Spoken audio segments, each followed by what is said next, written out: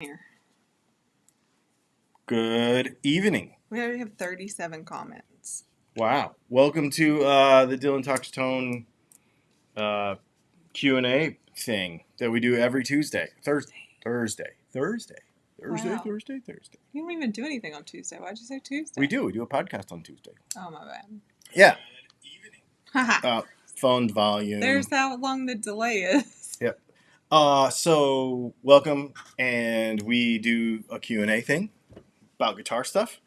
We do guitar videos on this channel. If you're new to the channel, we do this live stream and hangout every Tuesday.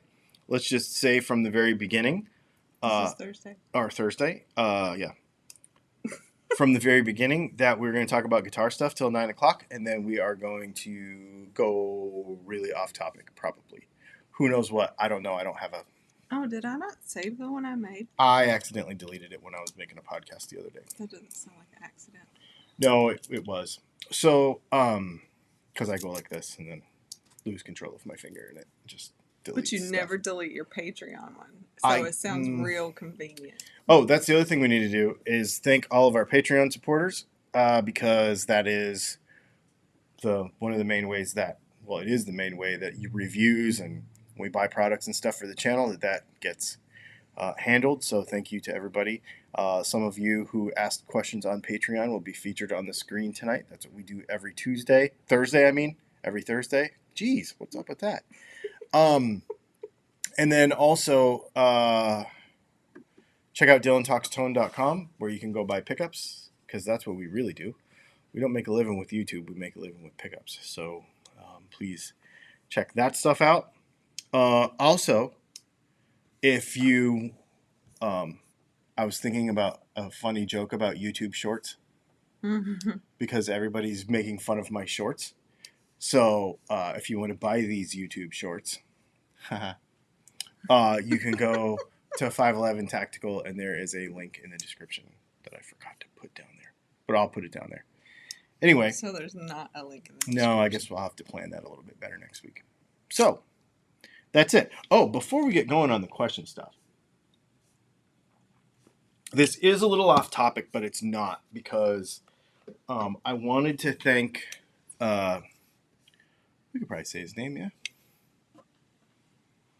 The person who sent me stuff. I don't know. Maybe. Well, it's it's just National Knife Day today. And so, we're into knives around here. And I wanted to say thank you to the viewer who sent me last week, Friday. I got them all sorted. Yeah, they were sitting in a package. The package was sitting there. Yeah, yeah, we didn't know. And I would have opened it last Thursday, but now it's kind of cool because it's National Knife Day. He sent me 2 knives, and they're really, really cool, and I want to thank him for that. This one is a King Max. This is one of those. Well, it's really cool. It's just a really cool knife. It's Should move in or out or something. No, that's fine. Anyway, you can't see it at all. It's not fine. There it goes. No, your shirt is in focus. Oh, is it? Anyway, it is. This is a big blade. It's like a 3.5-inch blade. It's got a neat recurve on it. Wood handles. I think those are olive wood. It's got a seatbelt cutter in the back, which is really cool. Sort of weird tip down clip location. Anyway, interesting simulated carbon fiber bolster right there. It's a really cool knife. He sent me that. And then the other one he sent me is in my lap. This is a Kershaw, made in the United States. Kershaw, super sweet. And this has a stepped Damascus blade. So I think it's D2 on the bottom and maybe VG10 or something on the top, but it has a copper thing in the middle. It's just too dark. Anyway, so shine a light on it. It's just a really cool knife. And of course, this has the Ken Onion speed safe opening on it, so it's not an automatic, but they call it an assisted opening, which is really cool. This is a really nice knife.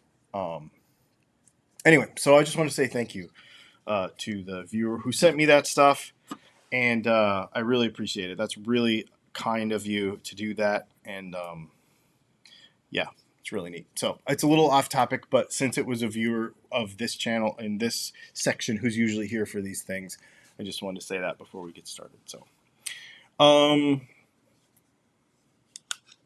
let's get into Patreon questions. Sure. And then we'll talk about the subject on the thumbnail. Nick, what is the sweet spot between Fender flat and Gibson regarding brake angle? Why are angled headstocks held in higher regard? The Fender flat neck gets some side eye, but they've always been the most stable guitars regarding tuning for me. So the thing is that the drop from the fret from the nut to the face of the headstock on a Fender is not enough to not need a string tree on the E and the B string. So that's why you have to have a string tree. The reason it's those dimensions is so that Leo Fender could get a neck out of a particular dimension of wood, without having to use a thicker piece of wood. I don't know what the why 18 degrees or 13, depending on the year, Gibson uses that headstock angle. There are many other ones, 8 degrees, 12 degrees, 7 degrees, that are a lot better in my opinion, but they usually require a scarf joint, which means they have to actually cut another piece of wood and then glue it on at an angle. The reason it's better is because you get a consistent brake angle over the peg head, and that gives you more consistent tension. Because if you look at a Fender, the tension is going to be different on the other side of the peg head because the strings are going to kind of like fan down like this. So it's theoretically it's a better way, but Fender's been doing it since the 40s, and all your favorite songs have been written on guitars that do that. So there's no real reason to argue about it, I don't think. I think people argue about peg head angle way too much. I don't think it's that big a deal, as long as it works and the design's been thought out enough to work properly.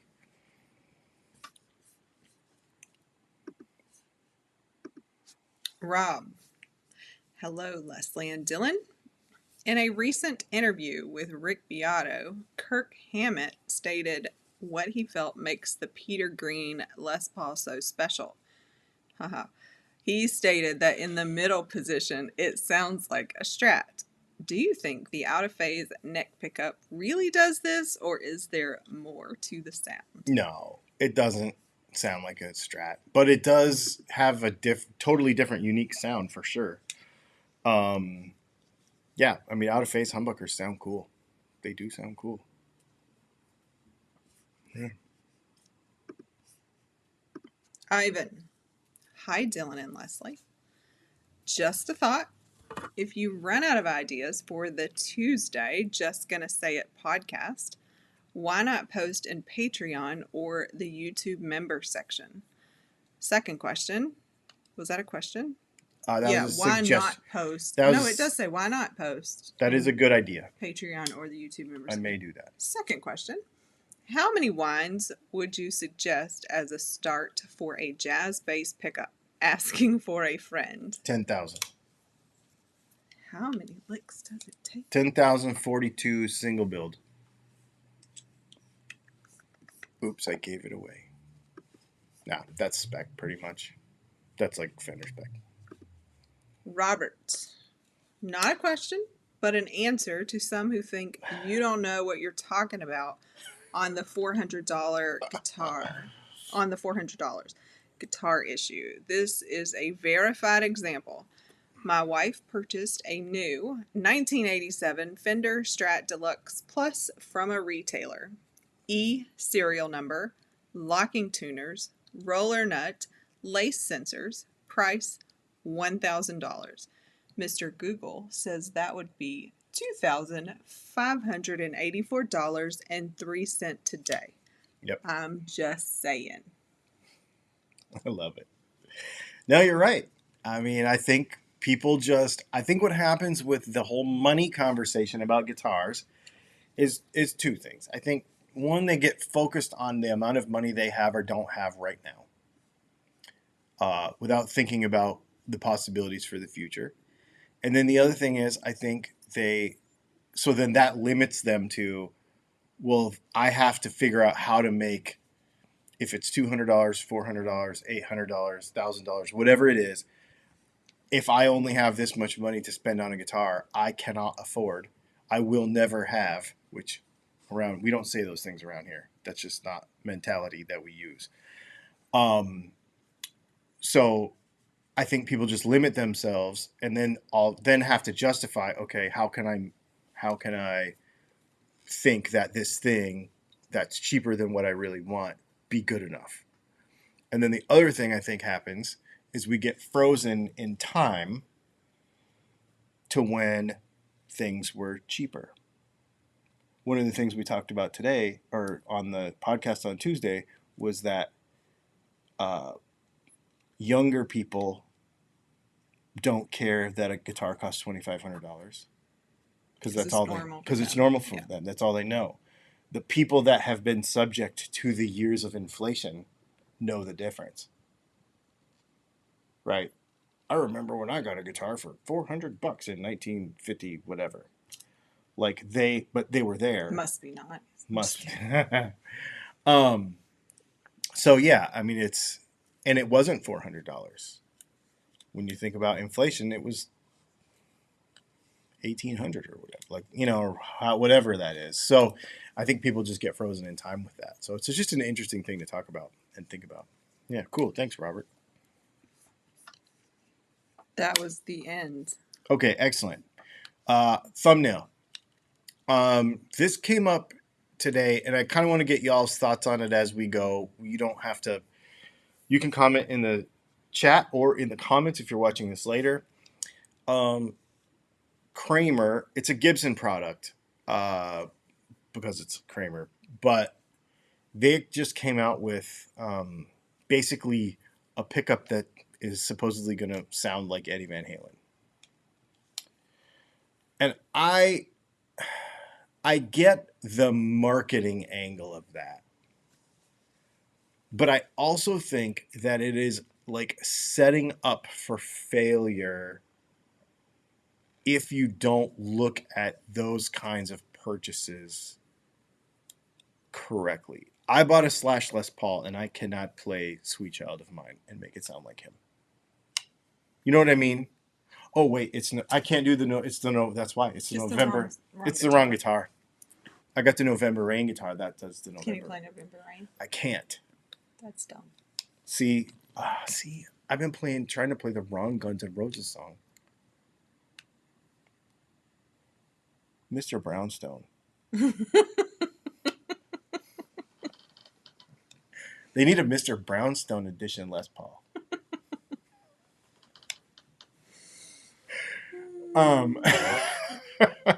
Anyway, yeah, I think that what happens is I hope that people don't think that they can just buy a certain pickup or buy a certain whatever and sound like that. It kind of bugs me when they do that. We've captured the sound of so-and-so. And I'm like, no, you have not. And what's really interesting about that is when you look at the spec of a lot of those pickups, they're not really spec'd the same way the pickup was in the guitar that they actually used to do the recordings. They're spec'd in a way to try to make a person who can't play like that person sound like that person, but that doesn't really work that well. There are getting to be more and more with newer artists. John Mayer, for example. John Five, for example. Corey Wong.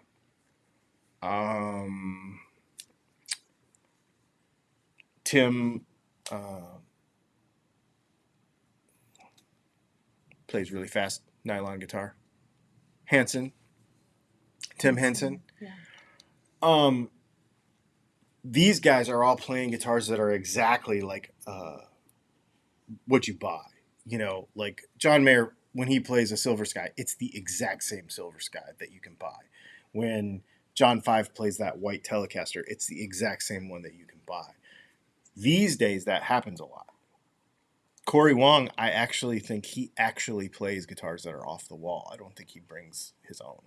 I mean, he does play one, but it is the exact same one that you can buy. Back in the day, obviously that didn't happen. So when you're trying to emulate these older, you know, anybody with a mullet from, you know, yesteryear, it's really hit or miss whether you're actually going to sound like that person or not. I think What's wrong with my stomach? I think It's very if growly. you buy the same necklace, that might help, and the same hairspray. As who? Whoever you're trying to, if you have the same haircut, it might help because it's a whole vibe. I mean, it can turn you into a Karen. I don't know why it can't turn you into a guitar player. Right? Simply a haircut totally changes somebody into a Karen. So why can't it change you? Maybe that's what it is. They've just been wearing the wrong costume. Oh, yeah. But then the question is, do you get old Eddie haircut or do you get just before he died Eddie haircut? Old, because he played better then, right? Yeah. Easy. Yeah, there you go. Problem solved. Problem solved. Problem solvers. We got it fixed. It's the right haircut.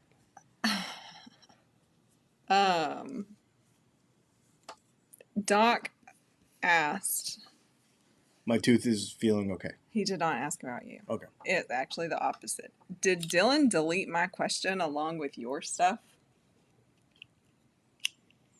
Along with who stuff? My stuff that you deleted from the list. Did you delete? No. Did he have a question? Maybe. Hang on. Apparently. Well, it wasn't there when I looked when I was doing this, so I will look. Accountability time. What time was it? And probably was there. I will look. Right now. Keep going. Right now.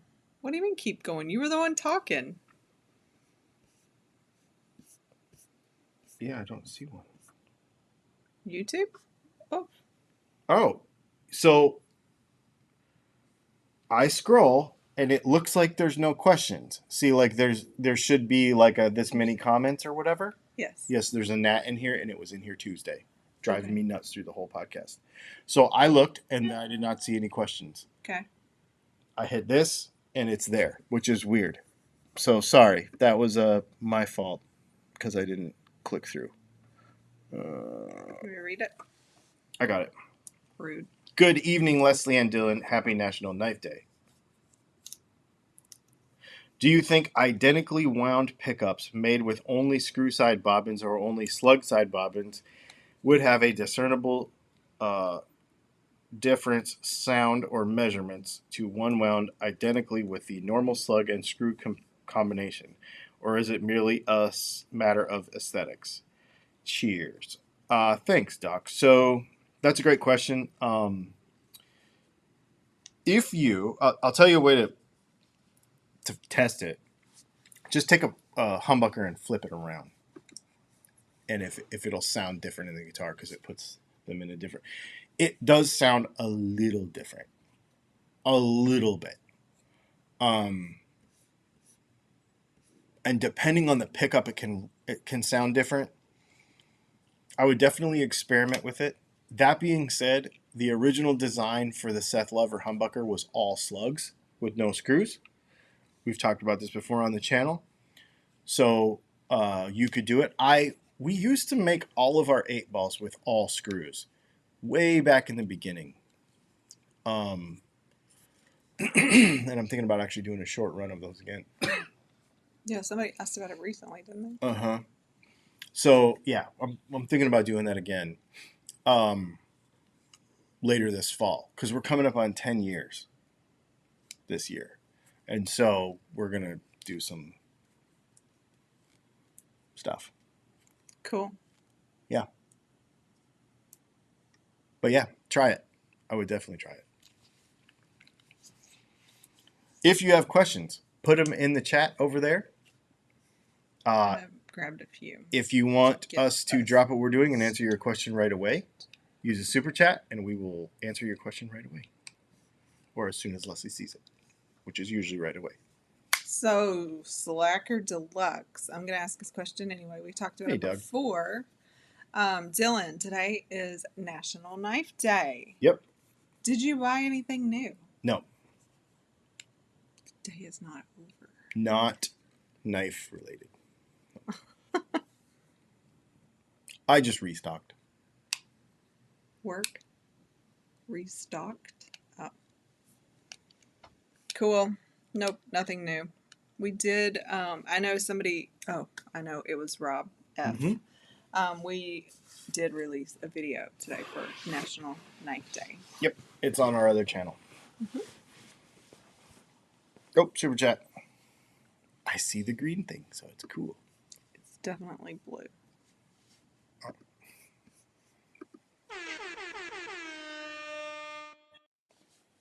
Super chat from Van Shank Guitars. Thank you for the super chat, Ivan. He said throwback time. Yeah, that's what I want to do. Later this year, I want to do some throwback models. Probably in the Black Friday area of the year. Doc Mario said, whew, I thought you said National Wife Day. Did you get anything new? Did I get anything new? Well, we're moving to Utah. Oh. What was the quote we heard the other day? And it was like about, I don't even know the word. Okay, ignore me. I don't know what I was going to say. Oh, like having options. Like they were faithful because they didn't have options or something. Oh, remember we talked? Yeah. But faithful's not the right word. I think it was. Was it? Faithful or loyal because they didn't have options or something? I was like, oh, is that what it is? I don't have any other just options. Don't have options. Nope, no options. Different kind of choice. Let's see. Rusty Shackelford. Hey, Dylan, if a tone pot only connects to a pickup being on the same switch lug, how does it affect the circuit between the pickup and volume pot? Does it bleed off current?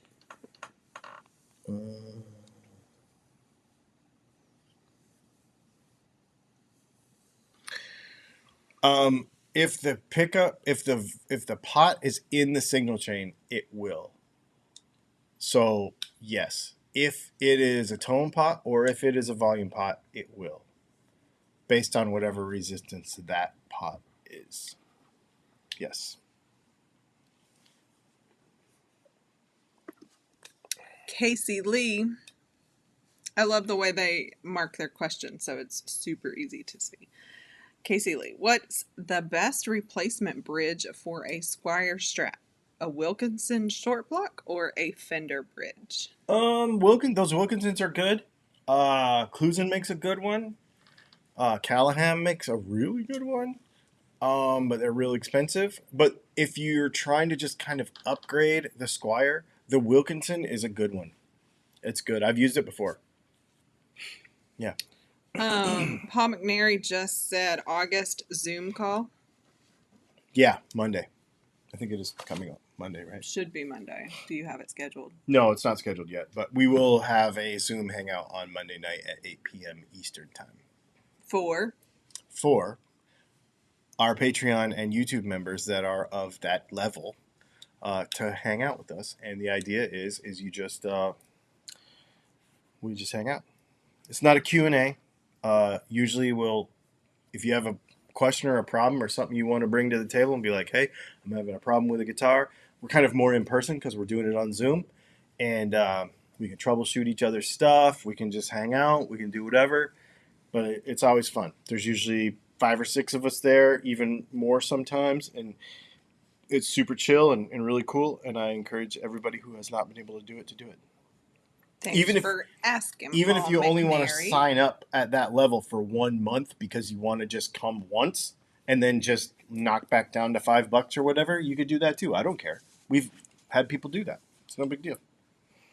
Yeah. Thank you for asking, Paul. Yeah, thank you, Paul. And we'll see you Monday. Rusty, what about descending tuners? Do they eliminate the need for string trees? Most of the time, they do. But on Fender guitars specifically, it depends on the neck profile and the thickness of the fretboard. Because sometimes it's all about the distance from where the nut ends up to the surface of the front of that peg head. When we were out in Colorado, we built like 7 or 8 different strats with different 2 different neck profiles. We used Callahan tuners, staggered, like you're talking about, descending, and still had to use a string tree. I've seen other builds with other proportions and fret sizes and whatever that didn't need them, but a lot of times you still do. That's a good question, because that can be a... We got a super chat from Vinny's World. Thank you for the super chat, Vinny. Thanks, Vinny. Black Friday models, you say? Will black screws or pole pieces be an option? Uh-huh. That's pretty cool. Yep. Yep. And I've seen, so Paul asked the question. Rob F was like, I hope so. I'm looking forward to it. Doc's like, I'll see you Monday. So people are already excited about Monday. Cool. Very good. Thank you, guys. Chris Michaels himself wants to know, are you the dude from Brazier Toneworks? No.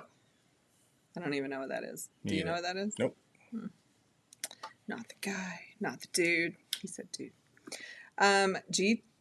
We can save that for later. Doug Santinello says, in 1956, a Les Paul cost $340 plus $60 for a case, and that equals 6% of the average year's wage. Yep. That's a lot. Yeah. Thanks, Doug. I like random facts. I mean, I guess it's not random because we were talking about it, but a room with a mini moose says it reminds me of the Fender ads claiming Texas specials would make you sound like Stevie Ray Vaughan. I was going to bring that up, but I pound on that one so hard all the time that I didn't. But since you did, yes. And I don't think people understand Texas specials. Texas specials are nothing like Stevie Ray's pickups. Nothing like them at all whatsoever, period. Not at all. They're really high output. Stevie Ray's were really low output. And there's a whole thing about why they're not Stevie Ray's. He was working, allegedly going to develop a pickup with Fender, and it was going to sort of be the Stevie Ray pickup, which was going to be the Texas Special, but it never happened because he died. But because of that association and the fact that they put Texas Specials in his signature guitar, like the one with not the fancy one, but like the one that everybody could buy, with the upside down gold tremolo, and they put Texas Specials in there, so everybody thought that was the Stevie Ray pickups. They have nothing to do with Stevie Ray. They don't sound like him. They're terrible. I cannot stand them things. But they don't sound like him. They don't... Nothing. They're not even close. Not even close. I want to come out with a specific Stevie Ray pickup. I think that would be really fun. Specific. Mm-hmm. That's not my stomach. That was my stomach. I don't know why. Baked Alaska. It says, Dylan, thanks for your video on intonation. I absolutely could not get my Gibson Les Paul Jr. intonated, the G string. It was far enough out I could hear it. Ended up buying a compensated bridge. I'm good now. Good. Yeah. Some of those, depending on the bridge, you do have to do that. Yeah. I actually filed mine in a weird spot to get it to work right.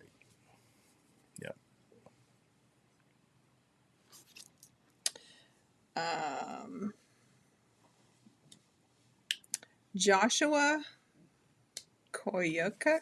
Mm-hmm. Probably bashed that. Sorry about that, Joshua. Sorry about your name, sir.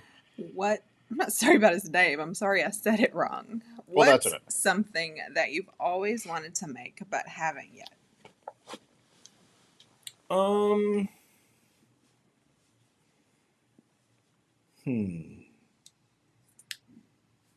Something I've always wanted to make. Thinking really big, I've always wanted to build a guitar with an electric guitar with zero wood in it. Mm-hmm. Pickup wise,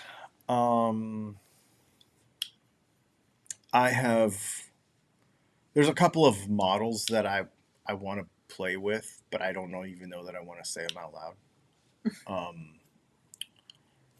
But I still have some things I want to experiment with for sure. But still got some things in the back pocket. Yeah, we still have some stuff in the pipeline. Nothing groundbreaking, but stuff that I want to make my version of. I feel like, I'm not saying I could. I think some of it. So, for example, the Stevie Ray thing. I know for sure that I can make a better Stevie Ray pickup than what's out there right now. Because I have done it. I did make them, and I tested them with some people that knew what they were doing, and they were really good. But for the most part, some of this stuff, when I try it, it's because I just want to conquer making this thing myself, and because I'm excited about doing it and I want to do it, and then decide if it's marketable or not. I think that's a thing that I maybe do differently than other people. A lot of people are trying to find the next hotness to sell, and I'm like, no, I want to do the cool thing. Let me see if I can do the cool thing. Okay, I can do it. And then that's an accomplishment for me internally, personally. And then if you want it, I hope you want it. The Firebird pickups were like that. That's why it took me 3 years to come out with those, because I wanted to do it, but I wanted them a certain way. And when they came out, they're awesome. But it was because I conquered it first. And then, do you want them? And people actually wanted them, Do you want them? It's kind of a neat question, actually. Super chat from Jeffrey Egan. Thank you for the super chat, Jeffrey. Sounds like they're going to get some more storms tonight. I saw some conversation about that earlier. There's a video of SRV playing an ES 335. Still sounded like SRV. It's for real. That is for real. He played a few different guitars. A V, I think, and yeah, he always sounded like him though. All right. This knife is really nice. DMAC. Is the Line 6 Catalyst still a good option for a practice amp, in your opinion? Absolutely. And I know Chris Hendricks agreed when that question was asked. Absolutely. So. That's a great amp. Yep. For a lot of reasons. That's a great amp. Speaking of Chris Hendricks, he asked, any idea what the Steve Lacy Sig Strat fuzz circuit is? No. It's built into the pickguard, bridge, tone knob button, and I didn't see a battery box. I do not know. I was wondering that too. I don't have an answer for that. I was looking at that the other day, and I don't know what it is. Yeah. Chris Michaels himself said my hyper switch came in an hour ago. Thanks for turning me on to it. Excellent. Rob F. Why do some Fender headstocks have 2 string trees and others 1? My Strat has 1, yet my Mustang with exactly the same headstock has 2. Less string tension because your Mustang's a shorter scale length and it'll buzz around more. I don't know that I've ever seen 2. If I did, I didn't notice. Well, and there are other guitars that have them, and it was literally like it's doing that thing. I need to put one on there. I mean, yeah, there was back in the old days, especially. It was just kind of, I'm gonna just add another one. Chris Hendricks said it's way cool. I got to play one at my local guitar shop. I kind of want to buy it to reverse engineer it. I mean, do it. All right. Doc Mario, does brass block in a bridge make any difference versus standard metal? Mm-hmm. Yeah. So it's an active. Let's how do I say it? The interesting thing about a floating tremolo, or even if you don't float it, if it's on the body of the guitar, is that the tonal area. We always talk on this channel. This is a really cool question. We always talk on the channel about the tonal area of the guitar being between the string and the saddles, or the nut and the saddles.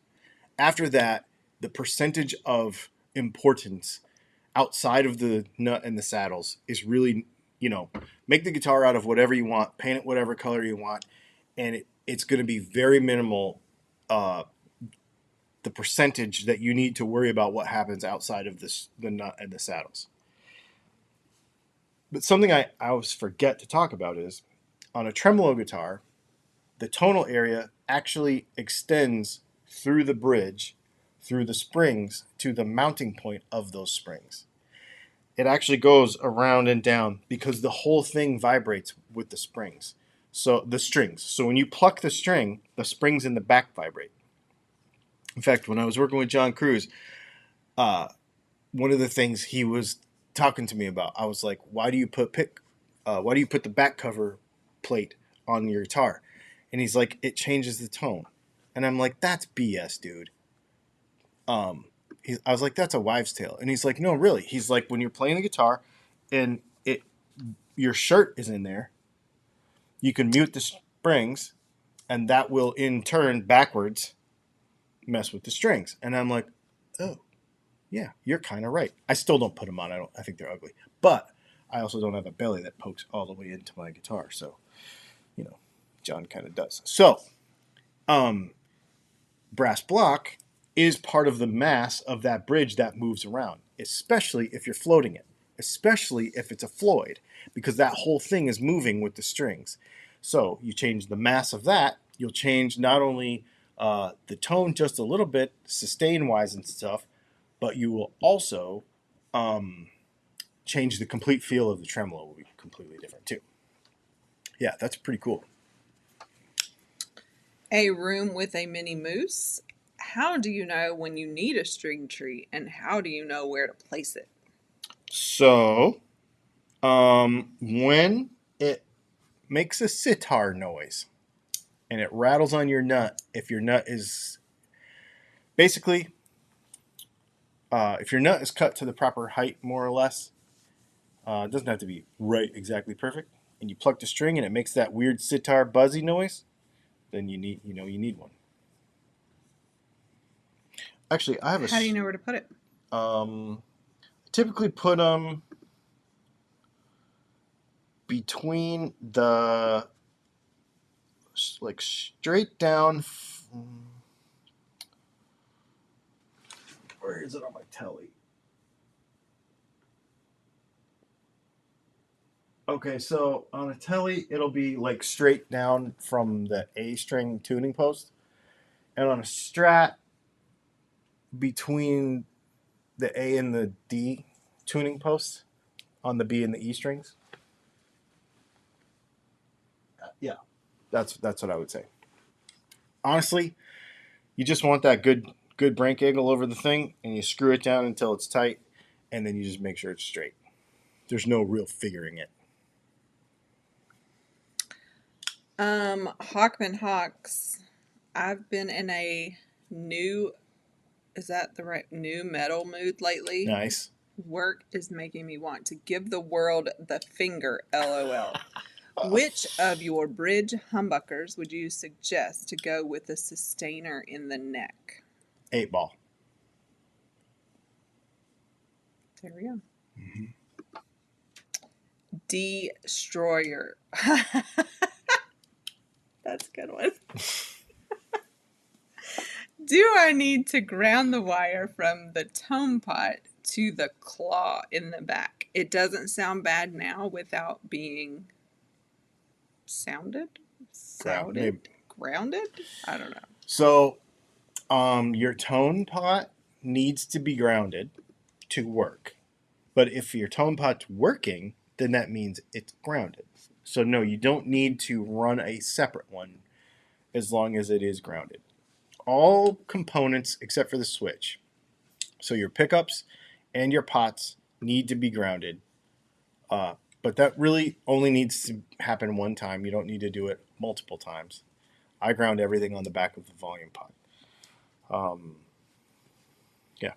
So, but you don't need to run a separate one somewhere else. I know a lot of people, well, the more grounds, then it's going to be quieter. No. Nope. Rusty said a rattly nut usually necessitates an antibiotic. And Van Shake Guitar says, are we talking about nuts again tonight? We're always talking about nuts, seems like. Doc Siltonen says, what's the difference between the current fire... Every time I see FB, I want to say Facebook, but I'm quite sure they mean Firebird. Mm-hmm. Between the current Firebird pickups and the set you wound for me ages ago. They're the same thing. I used years to figure it out. The only difference we do differently now is the way they're constructed on the inside. Difference we do differently. Well, yeah, the wind is the same, but and the magnets are the same, but the way we do it on the inside is different now. Like how it's all constructed in there. All right. It's more for production speed, actually. Chris Michaels himself. Question. A 17-inch radius neck, 12-inch radius Floyd nut. I don't want to spend $60 on one. What tools and measuring method would you suggest? The saddles already flat with 2 shims under E's and 1 under A and B. Oh, man. That is a very specific question. I'm going to just tell you, spend the money. Because you have a Band-Aid over a Band-Aid over a Band-Aid situation there. And you will fight tuning stability and playability with that guitar if you don't do it properly. I would definitely get the right nut. And I would definitely... Not the left one. Right. Just Correct. the right one. Yes. Spend the money. You will not regret spending the $60. This is a hobby that you enjoy. So don't shortcut yourself and then not enjoy your hobby. Like, just be a little more patient and do it. It will be worth it. Vinny's World says, speaking of Firebird pickups, what would it sound like if you used that design with a larger full-size humbucker bobbin?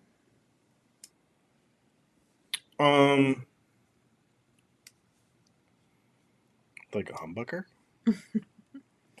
Well, I laugh. I don't know. I'll make one. Let's try it. Because it's a different bobbin altogether. So I'd have to get some.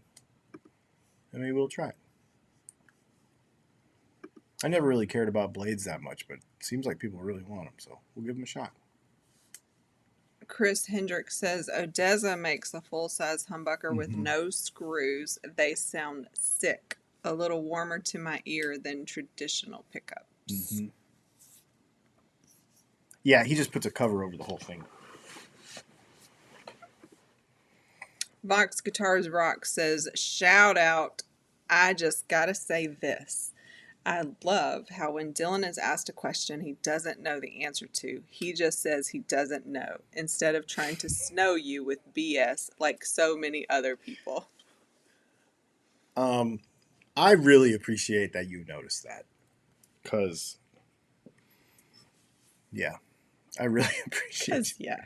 Yeah. It's important to not know stuff. And, It's important to not know stuff. well, I get accused of being arrogant a lot, but a lot of it is to do with. So typically, this is funny. If you break down what happens, if you look in the comment section and somebody's like, I hate this guy, he's so arrogant. What it usually is that I have challenged some long held idea that they can't get behind or don't agree with. So it's not that I'm arrogant, it's that they don't agree with me. So therefore, I must be arrogant. When in reality, I don't know all this stuff. I have to figure this junk out. Like, I'm the kind of engineer slash scientist that's like, I've said this ever since I was young with my previous profession and everything. I blow stuff up for a living. Like, we just run it till it breaks, pick up all the pieces, be like, all right, well, that rod bearing shouldn't have came out of the side of that motor. Let's see why that happened. And figure it out. And, oh, these valve springs cracked. Oh, I guess I shouldn't have revved it till 19,000 RPM. Like whatever. Figuring it out. And so always learning. Yeah. Sometimes people ask questions during these things, and I will be able to think it through. Like, okay, I've never done this, but if I did, this is what I would do. But I'll tell you that. So anyway, thanks for noticing. I appreciate it. Paul McNary said, more strong-willed than arrogant. Oh, I'm definitely strong-willed. It's like he's met you before. It's like he's met me before. T-Bone says, hey guys, Dylan, what is your favorite Strat style guitar? Silver Sky. Isn't a Strat a guitar? It is. If I were to buy any Strat on the market right now, I would buy an American Vintage 2 Fender and then put my own pickups in it. Or I would buy a Silver Sky and leave it alone. Real skill. I mean, I have a Asian one, but the American one, because I had one before and I want another one. I actually ordered another one, but then it was on back order for millions of years, and we ended up buying some other guitars and doing some other stuff, so I canceled it. But I'd have another Silver Sky for sure. But the American Vintage 2 Strat right now to me is the dude. I have an American Vintage 2 Telly. It's unbelievable guitar. I love it.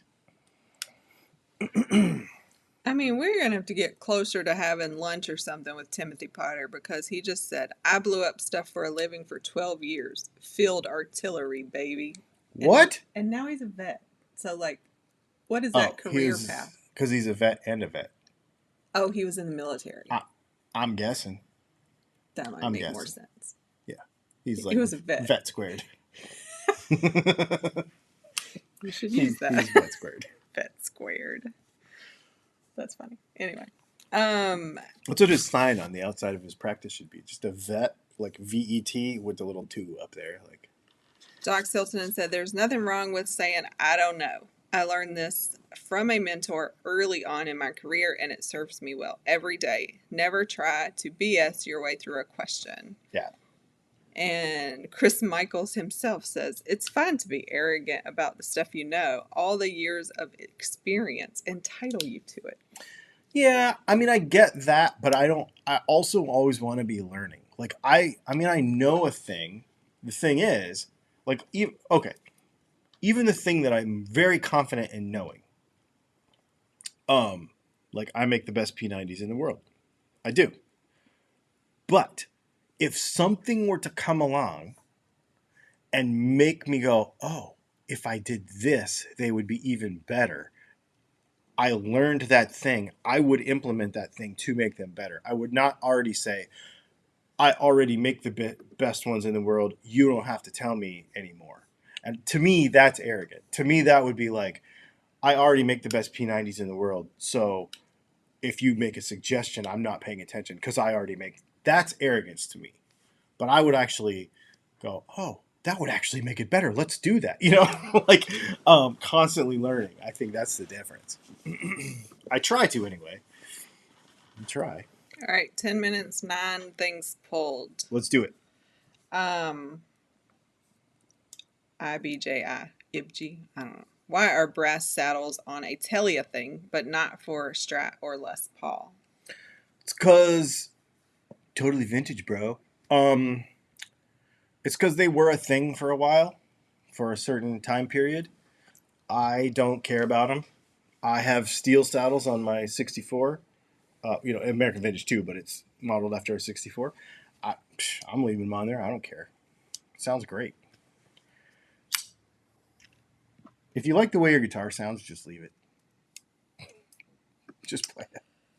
Sean McMillan, is there a source for single strings, not an entire set? Recently had an issue, kept breaking my high E string. Nope, not my G string. I don't know. Maybe somebody knows. I feel like there was some conversation happening. Jay Howler, is there a way to increase the top end and lower the bottom end of my guitar by just the RC circuit? Any recommendations on how? What kind of pickups and guitar is it? That's the question. You could try playing around with pot values. So if they have 250s, put 500s in it. See if that moves it around. You could lower the value of your capacitor because that actually makes a difference even on 10. So you could be cutting. So sometimes people want to bring up the ends of the spectrum, and what they really want to do is bring down the middle so that the ends are higher. So everything's relative to each other. So if you want to cut some mid-range so that you have more low end and more high end, which is the way you would do it in a passive circuit, then you could play with pot selection and capacitor value. And I would bring the value of the capacitor down. So if you have a 47 in it, put a 33 in it. If you have a 33 in it, put a 22 in it. If you have a 22 in it, put a 15 in it. And that'll shift everything just a little bit. And then raise the value of your pots from 250 to 500 or from 500 to 1,000, maybe on the volume pot only, and see what happens. It'll shift everything around a little bit. Play with pickup height too before all that. That's free. Gabriel Sanchez, Dylan, could I send you my guitar and you put your pickups in it for me? I'd pay you, of course. No. We don't take customer work usually. You're going to see a guitar next week where I break that rule because it's a friend of mine that lives locally, but typically we do not take.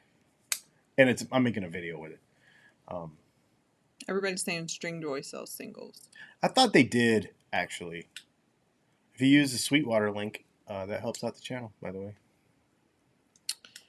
Mr. Goat says, if your guitar sounds like it's being played by astronauts from India on the moon, you might need a string tree.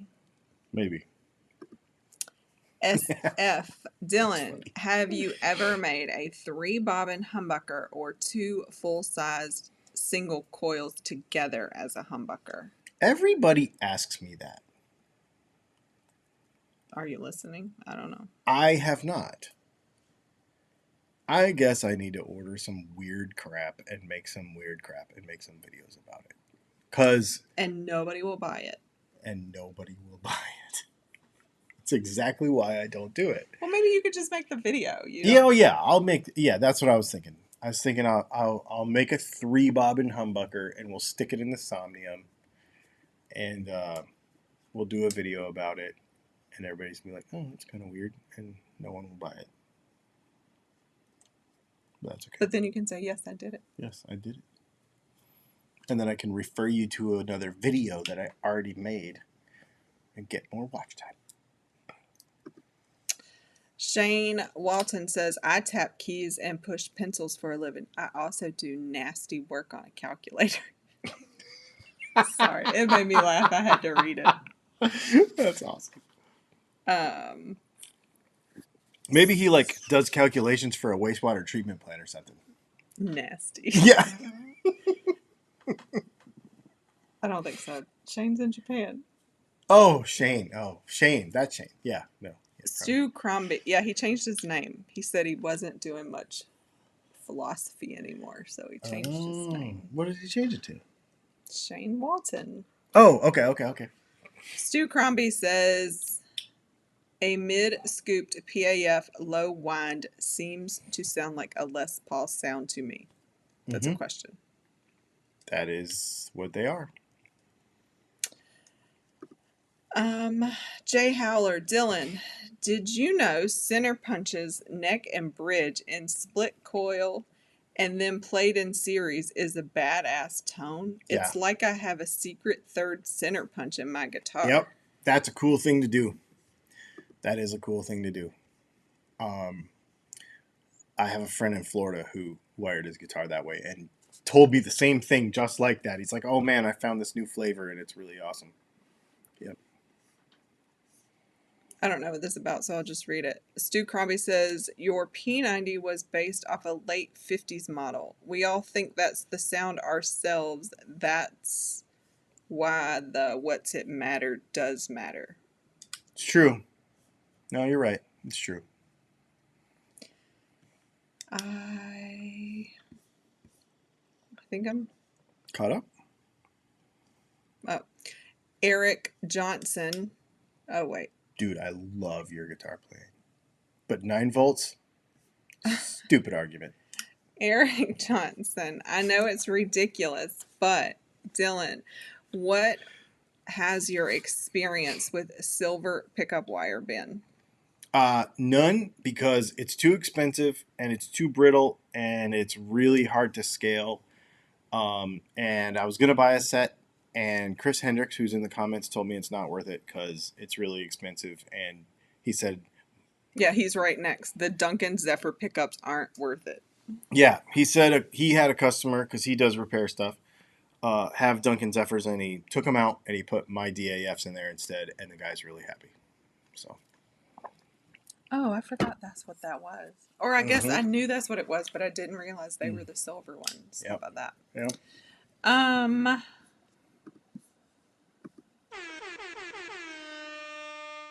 Super chat from Doc Siltonen. Thank you for the super chat, Doc. Thank you, Doc. He says, the box of pickups you have would work for a, quote, weird pickups video because they are all experiments. Yes. He really wants me to use those in a video, and I've been meaning to. They're right there. What are they? He made a bunch of different wacky stuff. Oh, I didn't know. Yeah, it's really cool. There you go. Yep.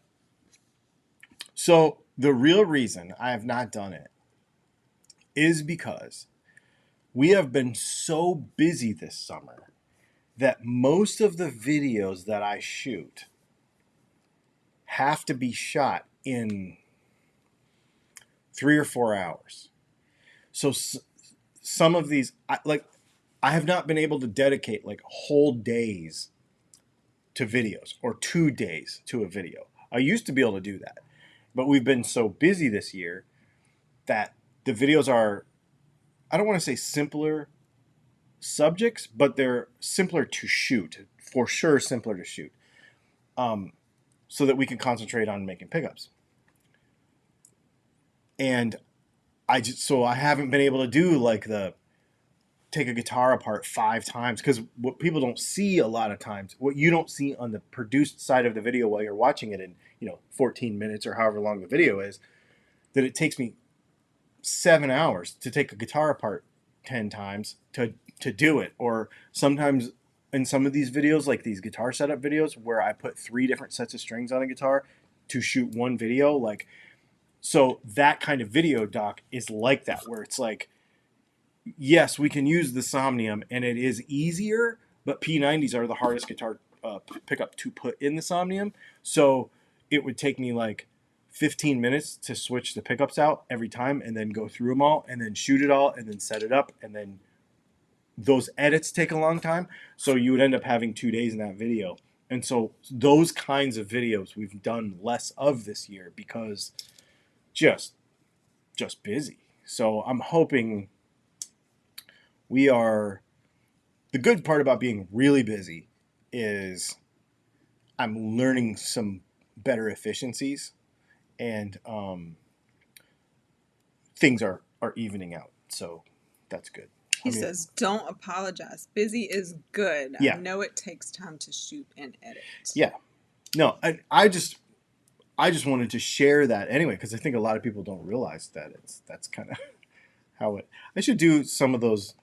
Maybe leave the GoPro running in the background for Patreon, like, and show them sometimes like what it maybe on Patreon or something, like the process of like, okay, set all these lights up, set up this camera, get these 3 shots, then go shoot. Usually I shoot on the stripper chair, the B-roll of a product and set up all those lights and like like maybe share that because a lot of people don't realize it's a lot of work. All right. Yep. It is 9:01. I would pop up some text, but somebody deleted you it. Can just make a new one right there. Oh. So, okay, so tell them what it is. I will tell them what it is while you're making a neat little graphic to tell them what it is. Not graphic, text. Okay. We go off topic after 9 o'clock. So how this works is we just want to hang out with you guys every week. And we have found a lot of value in it. We'll tell you a couple stories once we get going here, why we think this is so important to just hang out. So no guitar question. The only way after 9 o'clock you can ask a guitar question is with a super chat. If you use a super chat, you can ask a guitar question. But after 9, it's off-topic questions only. You can ask whatever you want, and we might answer it. Most of the time we do. I don't know that we've ever said no to a question, but we might. I'm sure people get disappointed in our answer because they think something might be a little... You want to pull that down some? You're so picky. I am. Why? You're right there. Because it's a lower third, so it should actually be like a lower third. Yeah. So anyway. I knew somebody was going to catch that. What? We'll get to that, Doc. I have one remaining question, but before we do this, I would like you to briefly show what you started with today, because I know he's here now and I don't know if it's okay to say, but maybe he can say yes or no. We could thank him. Oh, yeah.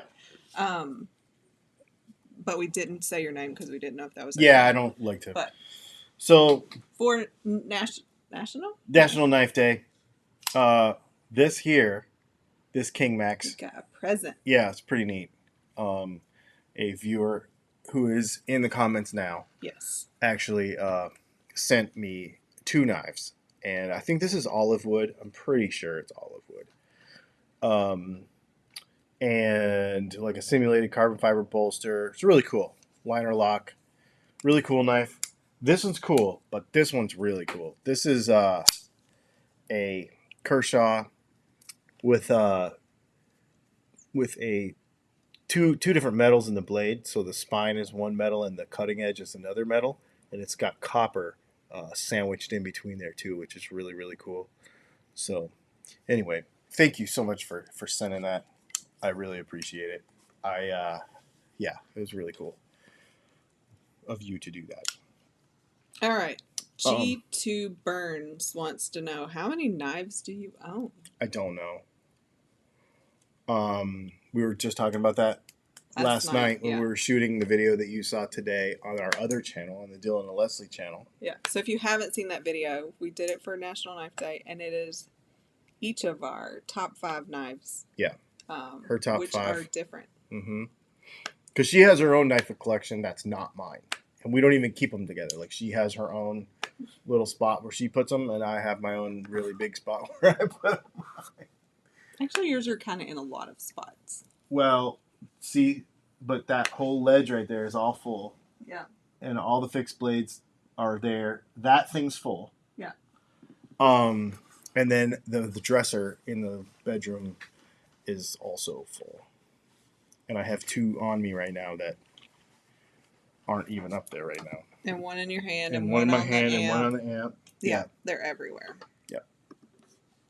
We have many of them. Yes.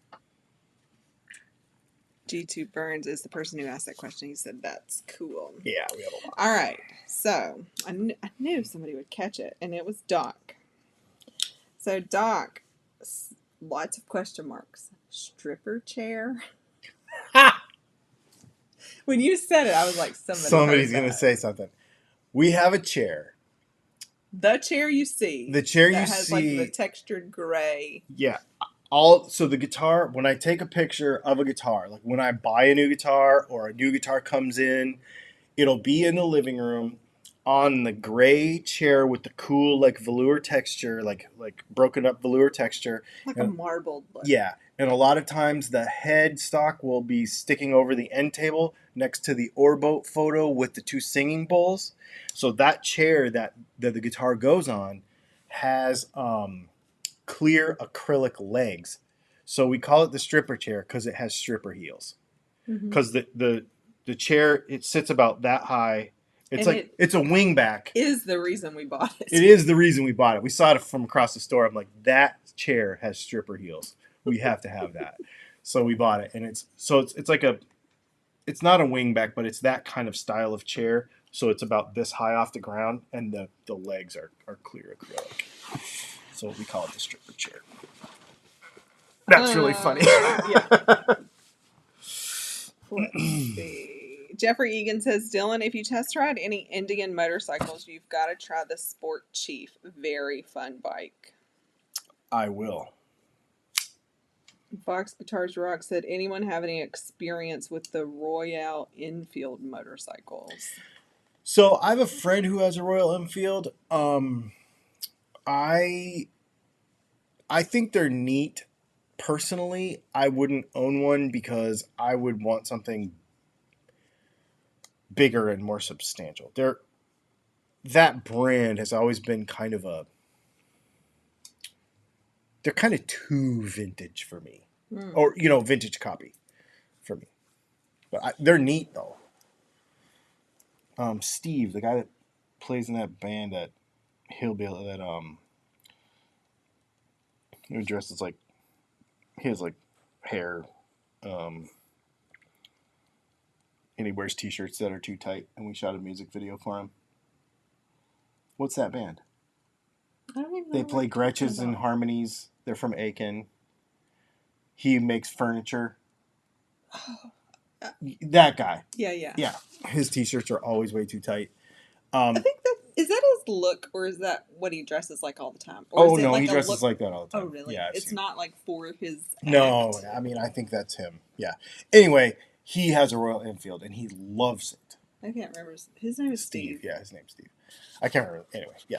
But he loves that thing. Yep. Random. Charles B. says, that knife is kind of like my SOG Vulcan Tanto folder with Sanmai 3 blade. One of my favorites. That's very cool. Sanmais are cool. The way they make them. Timothy Potter said, if you can't reach a blade, you're somewhat defenseless. I need a stripper chair. Vox Guitars Rock says, if you leave some knives alone in a drawer, they seem to multiply all by themselves. That's what happens. These never make it to a drawer. I don't put them in a drawer, though. I wouldn't put them in a drawer. Our kitchen knives are in a drawer, but that is only because of necessity. As soon as we get our house done, everything the way we want it, I'm going to put a wooden magnetic rail on the wall, and they're going to live on there.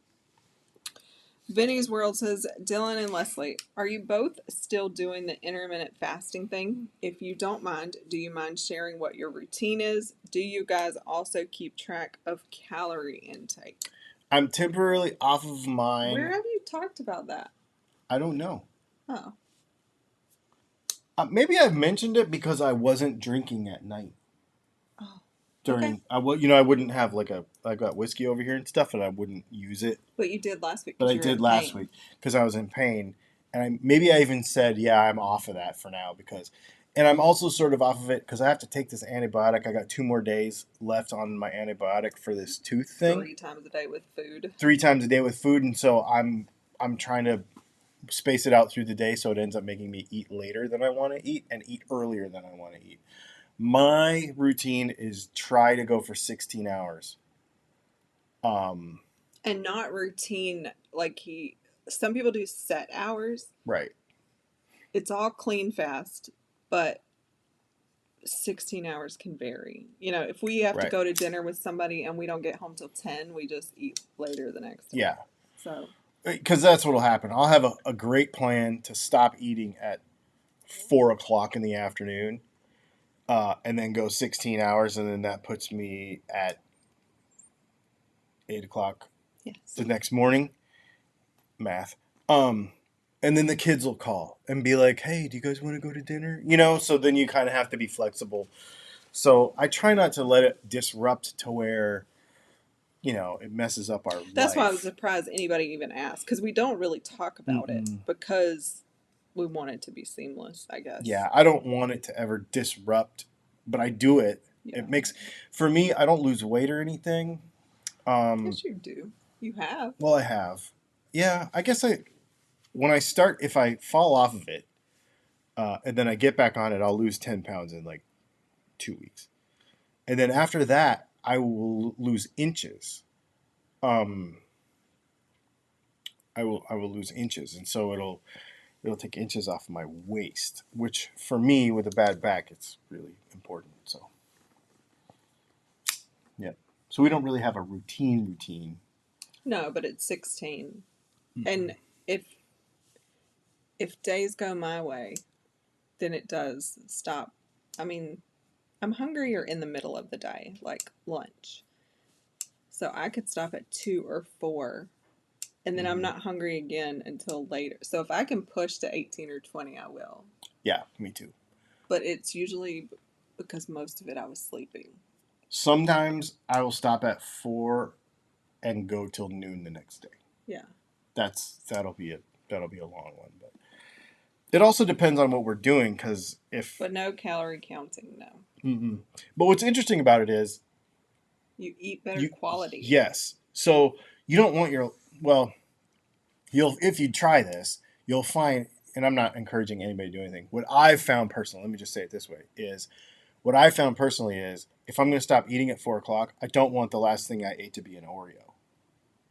Like it's got to be something legit. Otherwise, it messes you all up. So you'll end up eating better. I personally end up eating better doing it. Yeah.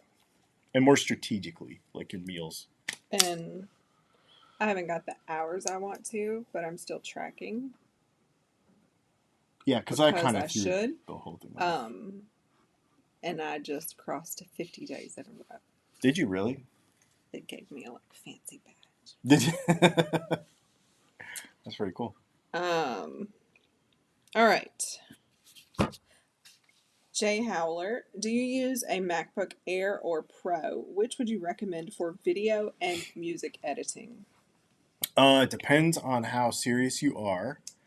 I would recommend what is this, a 16-inch MacBook Pro? Pro. She has a MacBook Air. I had a MacBook Air before this. And it can handle the load. Yeah, we edit 4K, Just 24 frames per second, 100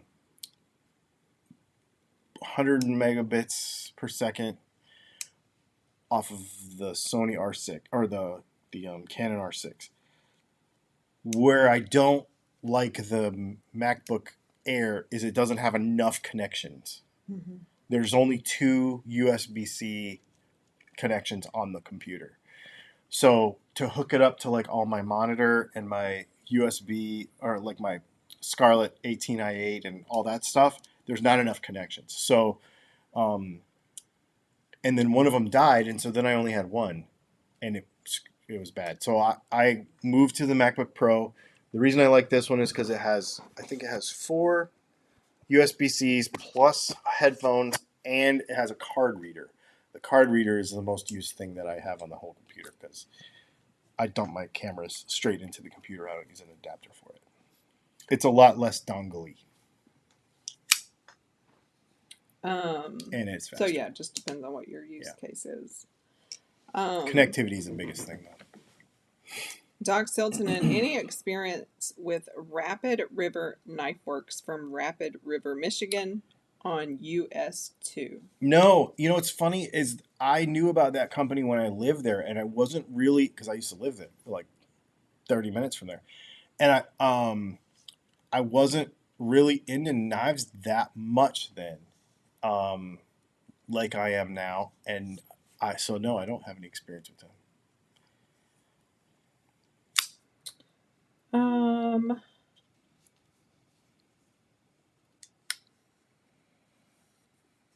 This is really cool. I keep saying it, but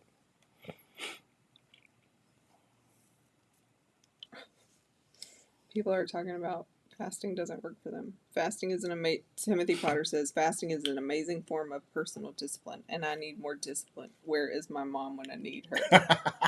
Jay Howler says, I suck at fasting diets. Whenever I've tried, it becomes eating faster diet because I'm so hungry. Eating faster. Doug Santanello says, I suffer from overactive jaw syndrome. Curtis Chavez says, I'm on 2 diets. One didn't give me enough to eat. Oh, that is funny. I don't know. People are talking about Dr. Berg. It says Dr. Berg is big on intermittent fasting. I can't say I don't follow anybody. I read a bunch of books about it, but I don't follow anybody's channel. Benny's World said, yeah, I think Dylan briefly mentioned it because of a drinks-related question on one of these Thursday streams. That would make sense. That makes sense. Somebody probably asked me what I was drinking, and I wasn't drinking anything. G2 Burn says, oh yeah, you definitely don't want half a bag of family-sized Flamin' Hot Cheetos to be your last meal either. Exactly. Yep. Stu Crombie says, intermittent fasting works, but not after my new girlfriend cooks 5 times a day. All right, Curtis Chavez. Dylan, about the Chris Reeve knife, would you be as enthused with the fixed blade version of it? Yeah. Except I actually almost bought one a couple weeks ago because I saw one come up for sale, come available because they're not available very often. But I had just purchased something else and didn't. I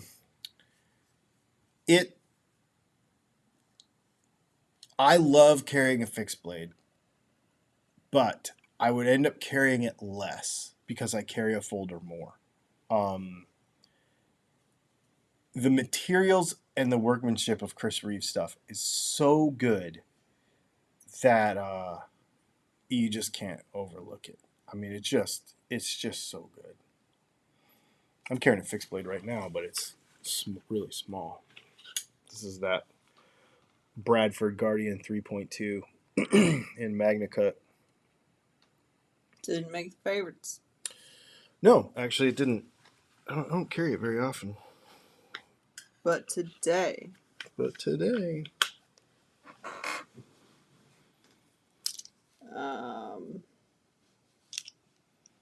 I don't know what this is. Chris Michaels himself says, I used to do the Birmingham diet. It works. I cheated a little before bed. Cottage cheese and a few saltines. Sleep, no hunger. 7 pounds a week, gone. Saturday afternoon, I'd reward myself and pig out on steak. Cottage cheese. Ugh. Jeffrey Egan said, is intermittent fasting not eating between meals? Stu Crombie says, intermittent fasting is stopping eating at 9 and not eating until 1. It works very well, but it's got to be done every day. Everybody can have a different schedule. But intermittent fasting, Jeffrey, I think the easiest way to explain it is, let's say a normal American day. Like you eat dinner at whatever time, you might have a bowl of ice cream. Let's say you're done by 8 and you eat breakfast at 8 the next morning when you get up. Like, so you've already not eaten for 12 hours, and it's just that extending the not eating so that your blood sugar, and actually you can think of it in reverse, just having a certain eating window um, is the reverse of that. So, I only eat from, Right, like yeah. you're talking, like he'll eat from 12 to 4, Mm-hmm. and then he can have 20 hours of fasting in a 4 hour eating window. Um, but it has to do with blood sugar and various things, and giving your body a chance to digest properly and heal when it's not digesting. Right, because digesting takes a lot of your Energy in your energy body, in yeah. your body. Yep. Um, let's see. But food is cool, so. Shane Walton says hunger depends more on the time of day than the stomach contents. You feel hungry at certain times of the day because you trained yourself to eat at those hours. I definitely agree with that. It is hard to break like the psychological. For me, it's the eating at night. Yeah, because you like to watch TV and snack. Mm-hmm. I mean, you could eat at night. You just have to eat later in the day. Vinny's World, mad respect for you guys being able to stream and make videos. I find recording myself doing stuff very awkward. Dude, I was going to mention, if y'all aren't in our Facebook group, the Dylan Talks Stone Facebook group, Vinny just posted a video of him playing the other day. The dude can play. I mean, why? Oh, but he said it's awkward. So Vinny, way back in the day, we used to make a lot of videos together. Dylan's used to it by now. Yeah. And I'm in meetings all the time, so like seeing my face on a screen doesn't bother me anymore. Right. It is the watching myself back. I cannot deal with it. I couldn't. Mm-hmm. He had to edit everything. I didn't want to see it. Because that's when I become overly critical. Because I'm like, do I sound like that? Because you always sound different. Mm-hmm. Like, I sound different than what you hear. And then to hear myself back is just really different. I don't like that part. Yep. Dan Russell says, I EDC a Hogue extract, which is a fixed blade with a Kydex sheath. M4 steel makes it tough and sharp. Nice. I just got my first Hogue. I got a Hogue Deca. I really like it. Magna Cut. Yep. I don't know. What does that stand for? I don't know what that means. I don't know. I don't know. Gary Simmons, somebody and him are currently doing a low carb keto thing. Meat, eggs, green veggies, cheese, etc. Both losing weight and not hungry. But I don't know what SWMBO stands for. I mean, I want to start with like single white male, but I don't think that's right.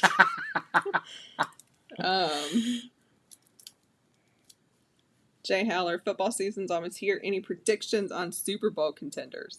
He didn't know who was in the Super Bowl the day of the Super Bowl. Yeah, I don't know. It's too early to tell, huh? Not the Falcons. All I know is it's lose, not loose.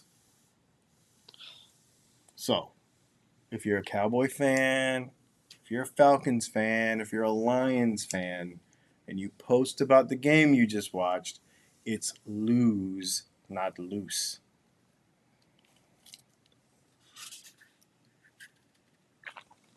Doug Santinello says the normal cleansing cycle of the human body is 10 p.m. until 10 a.m. That's why it's recommended to fast throughout those hours.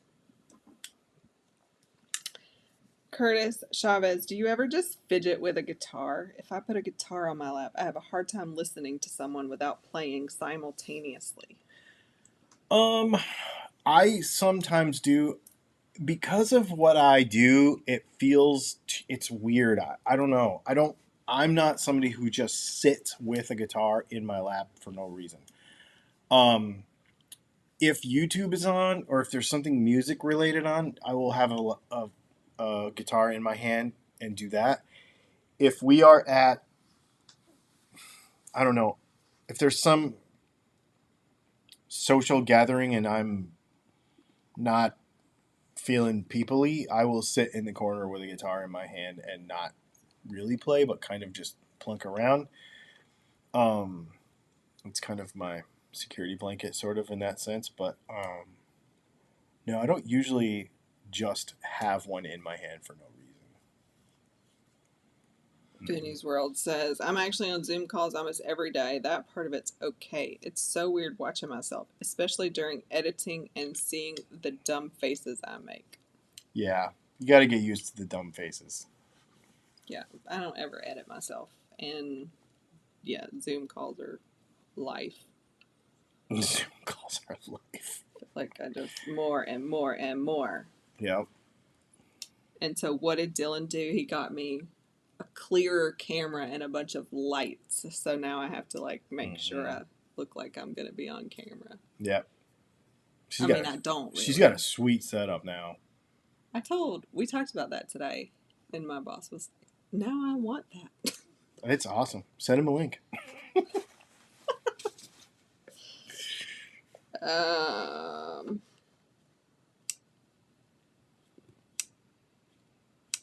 Yeah. Stu Crombie's like, if I get up really early, 6 a.m., I'm hungry for breakfast. Intermittent fasting is good for someone who doesn't eat lunch until 1. Yeah, it is weird, like, what time you get up does affect, like, your hunger level. Because I can't eat when I get up. Yeah. I can't do that. I gotta wait a while. But, yeah, and it's definitely, some people just naturally eat like that, too. Yeah. Mm-hmm. Curtis Chavez says, I hate Zoom calls. I forget and start picking my nose. What were we supposed to talk about? You were like, we'll talk about that. Something we did. I don't know. You said it. Mm-mm. Benny's World said, oh, can you show us your setup on your other channel? Yeah, we should talk about it, probably. We should. We can do that. Jay Howler, you guys have moved a lot. How do you strike conversations with new people you meet? We don't meet anyone. It's real easy. We don't talk to people. No. We talk to you. We talk to you. That's it. No, it's just us. Yeah, that's really funny. We haven't actually moved. We lived in our motorhome for a couple years, and you move every 2 weeks or move every week. We need to do that, so he didn't really meet anybody anyway. But the people we met were cool. Yeah, well, I guess that's true. Like, I wonder about that old man photographer. With the pants that were up this high? I always wonder about him. What happened he's probably dead. He might be by now. He was really old. But he's done, like, some really cool things. Yeah. Him and his wife in this tiny little janky camper. And he wore suspenders that are like this wide, and literally his pants were up to here, like old man. Shuffling around with a cane and a camera on his neck. But he'd been to every continent shooting stuff. Fantastic photographer. Crazy I never could good find photographer. his page. Like, I just thought, I talked to him. I mean, he came over like, he brought a whole book. Yeah, he brought us a book. And it was one of those things like, when I see you, but I guess he didn't see us. So it was like dark, and he's like, bam, bam, bam, bam. And I was like, oh, I thought something was going to be wrong because there's these old people next to us. Yeah. And he's like, I told you I was going to bring you this. And then that was like a 30-minute conversation. Yep. And I just knew I would be able to find him online, and I never could. And now I don't remember his name, I don't remember his name either. Yeah, we met some pretty neat people. We met some real weirdos, too. Guy with the monkey. I forgot about him. Yep. He wasn't like that weird. He wasn't that weird, but he had a monkey. And he lived next door to us for a month. We were there for a month. We lived next door to him. Yeah, we lived there permanently. He lived there a long time. Yeah, we lived next door to him for a month. He had a monkey. That everybody would come visit. Like, everybody knew he had a monkey. Yep. Yeah. But it was one of those little monkeys like in Monkey Shines, if you've ever seen that movie. So I don't like I wasn't touching the monkey. And what did he do? He did something. He could do something. He had a trick that he could do. The monkey? Yeah. Not like pick locks or something, but it was something like that. Like Yeah, because he wanted to make videos. He wanted you to teach him how to make videos. He did, because he had this whole thing that he knew his monkey knew how to do, and I was like, dude, you can make $1 million on YouTube with a monkey. Yeah. I just inspired somebody else with animals to, like, you should make video. Oh, yeah. And I felt like I got a personal video to goat me. farm people? No, showering llamas. Oh, showering llamas, that's right. Llama farm. Yeah. I mean, it's not a llama farm, but they have llamas on their farm. Doc actually met them, too. Yeah. Yeah. Yeah, so Doc probably doesn't know that. So the same place we went with Doc and Sam, we went with Candle and HL and had dinner and talked all day with them. Yeah. And they had a llama farm. Because we only ate at the same restaurant that week, Doc. I ate there 3 times. Dylan ate there 4 times. It was awesome. I ate there twice in one day. And actually. we still didn't get to the elephant place. Nope. We didn't even go to We didn't go to Denver Denver. proper, yeah. We Except went for to REI. But that was on the way back from Steve's. Mm-hmm. I like that REI. What else is in there?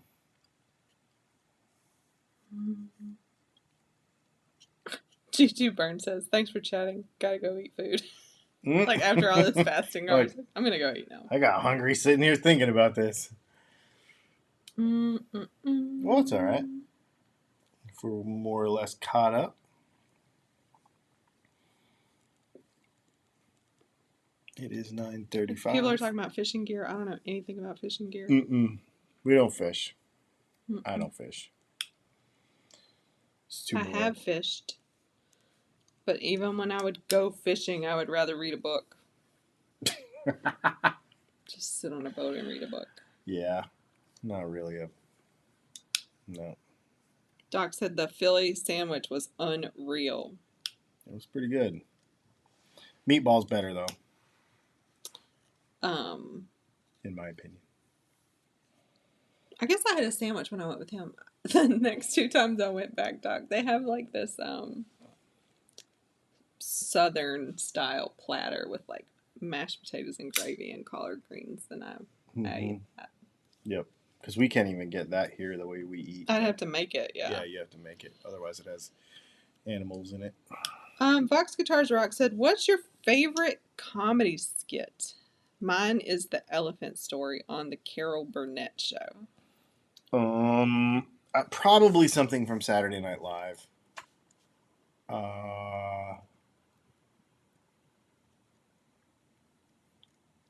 The Rapist for $200. That's a good one. Yeah. Swords, $200. Yeah.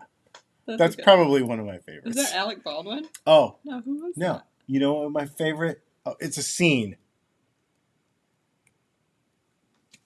Do be a doer and don't be a don'ter. Yes. That's my favorite. Yes. My favorite scene from any movie is, for comedy, is do be a doer, don't be a don'ter. In order to succeed in life, you have to do 3 things. Get a goal, get a plan, and get up off your ass. You have to watch. It's Pain and Gain with is it The Rock and The Rock. No, not The Rock. Well, it's what's his face? Mark Wahlberg. It's Mark Wahlberg. And maybe The Rock was in I think it. The Rock is in it. And the doctor, the Asian doctor guy, what's his name? That's funny. He's really funny. He's a comedian too, but he's a doctor. Anyway, he's the one that does the whole get a goal, get a plan, and get up off your ass. That's my favorite. I love that. We just watched it the other day. Showed it to somebody else. It's like been played so many times on my YouTube it pops up because I think it's hilarious. Yep. Cool. Well, thanks for hanging out with us tonight, y'all. This has been quite fun. As usual. Doc just retracted a message. I don't know if he's... Oh, he's trying to say Mark Wahlberg and The Rock, but he spelled Wahlberg wrong. So maybe that's, yeah, Mark Wahlberg and The Rock. Yeah, that's what it is. I forgot about that because I don't care about the rest of the movie. Just that scene. It's so funny. Yep. Yeah, that is my favorite. Yep.